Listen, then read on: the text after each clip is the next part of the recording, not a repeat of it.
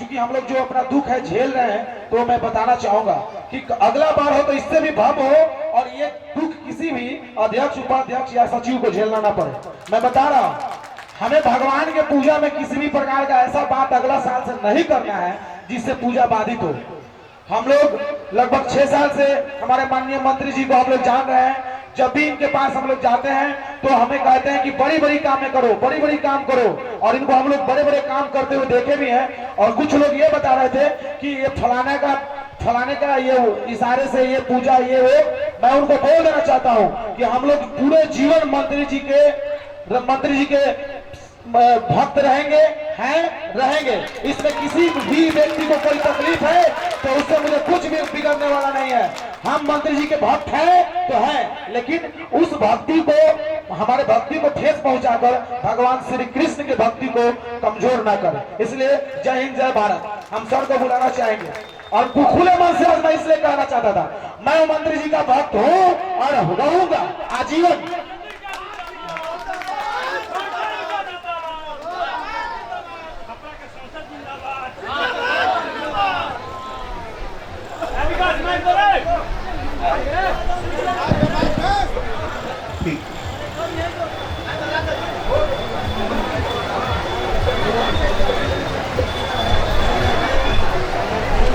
कृष्ण जन्मोत्सव पूजा समिति के अध्यक्ष श्री शैलेंद्र जी, सचिव संजय जी, उपाध्यक्ष कंचन जी, तमाम हमारे इससे जुड़े हुए तमाम युवा कार्यकर्तागण, कर्मठ कार्यकर्तागण, हमारे अपने पुराने साथीगण, इस उत्सव में भाग लेने हुए आए हुए श्रद्धालुगण, दूर दूर से आए हुए देवियों, सज्जनों, बच्चे बच्चियों, नौजवान क्रांतिकारी साथियों, सबसे पहले मैं इन सभी लोगों को धन्यवाद देना चाहता हूं जो भी पूजा समिति से जुड़े हुए हैं, जो भी किसी न किसी रूप से जुड़े हुए हैं, उनको मैं धन्यवाद देना चाहता हूं कि परसा में इस वर्ष के पहले आज तक कभी भी इतना बड़ा आयोजन जन्माष्टमी के उत्सव पर नहीं हुआ था।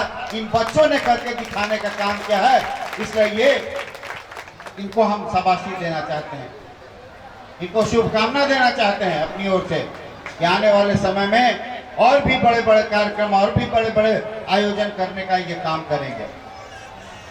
साथ ही मैं सभी लोगों को धन्यवाद देना चाहता हूं जो इस कार्यक्रम से जुड़े कार्यकर्ता के रूप में। इन लोगों ने मनोबल बढ़ाने का काम किया इन बच्चों का, और इन छोटे छोटे बच्चों ने, नवयुवकों ने आगे बढ़ करके इस चीज को अपने हाथ में लेने का काम किया। इन लोगों ने इस आयोजन को अपने से संपन्न कराने का आप लोगों ने जिम्मा लेने का काम किया है।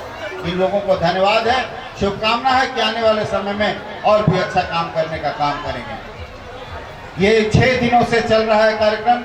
जन्माष्टमी के अवसर पर बहुत तरह के कार्यक्रम हुए, दुगोला का कार्यक्रम हुआ, झांकी हुआ, कई अन्य कार्यक्रम हुए। सारे लोग ये बताने का काम करते हैं, कृष्ण लीला के बारे में बताने का काम करते हैं।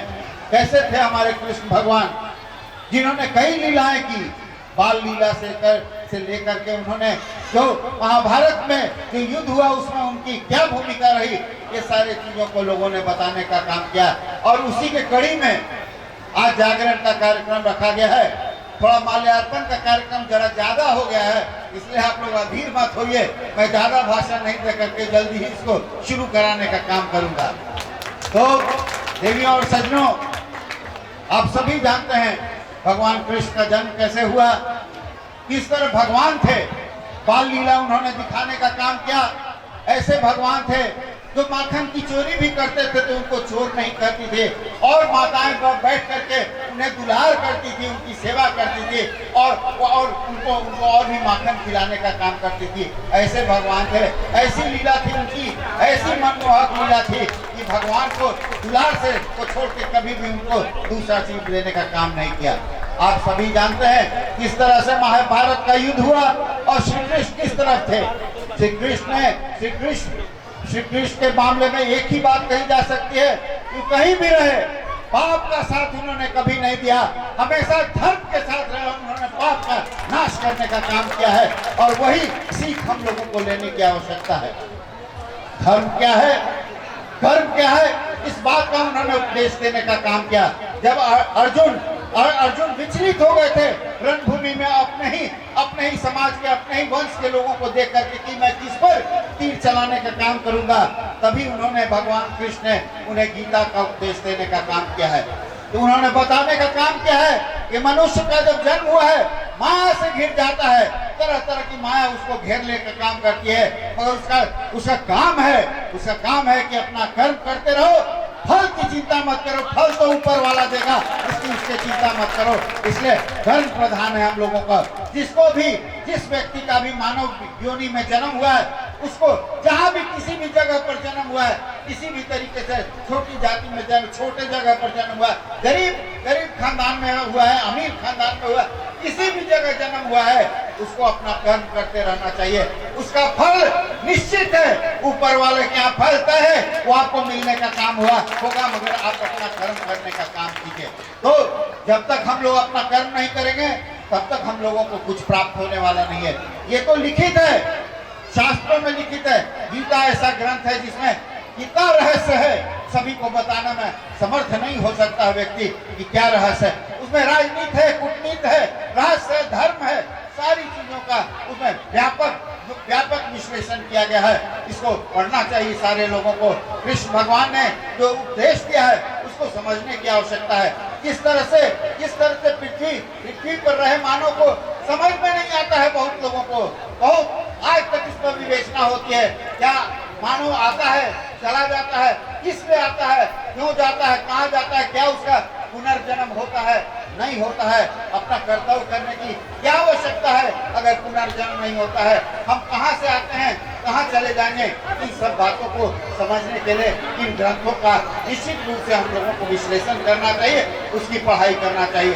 तो आज के दिन मैं पुनः सारे लोगों को धन्यवाद देना चाहता हूँ कि इस आयोजन में जिस दिन से जन्माष्टमी की आप लोगों ने शुरुआत की है, भगवान भी आप लोगों पर खुश होकर के वृष्टि करने का काम किया है। तो नहीं हो रहा था, सुखाड़ हो रहा था, वहां पर उन्होंने पानी बरसाने का काम करके आपको आशीर्वाद देने का काम किया है। सारे लोगों को मैं धन्यवाद देना चाहता हूँ जिन्होंने इस आयोजन में अपना सहयोग करने का काम किया है और आने वाले समय में और भी अच्छे तरह से काम होने का। आज जागरण का कार्यक्रम है, अच्छे कलाकार आए हुए हैं, रात भर आप लोगों को भक्ति रस में डुबोने का काम करेंगे, ऐसा मेरा मानना है। ऐसा मेरा उनसे गुजारिश है कि रात भर यहाँ की जनता को आप भक्ति रस में डुबो दें, ताकि लोग ईश्वर की वंदना और अच्छा से करने का काम करेंगे। और पुरानी नीचन शब्दों के साथ आप सभी लोगों को मैं जन्माष्टमी की शुभकामना देता हूं और साथ ही साथ एक और खुशखबरी भी देना चाहता हूं। यहाँ के शिक्षकों ने बहुत सारा लोगों ने अपना चंदा के रूप में उन लोगों ने एकत्रित करने का काम किया है, वो मेरे थ्रू समिति को देना चाहते हैं। आइए उसको भी हम लोग उस कार्य को पूरा करने का काम करेंगे। इन्हीं चंद शब्दों के साथ पुनः सभी लोगों को बहुत बहुत बधाई, बहुत बहुत शुभकामना। जय हिंद।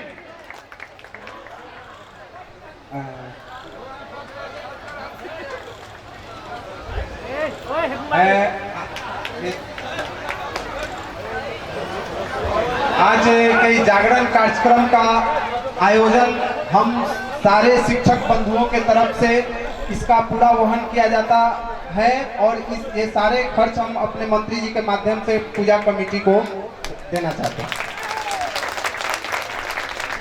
आइए अभी हम लोगों के बीच उपस्थित विधायक श्री चंद्रिका राय जी बता रहे थे, कर्म करिए, कर्म करने पर फल निश्चित रूप से मिलेगा। अभी आपने बताया कि भगवान कृष्ण ने धर्म का साथ दिया। हम भगवान कृष्ण का जन्मोत्सव क्यों मनाते हैं?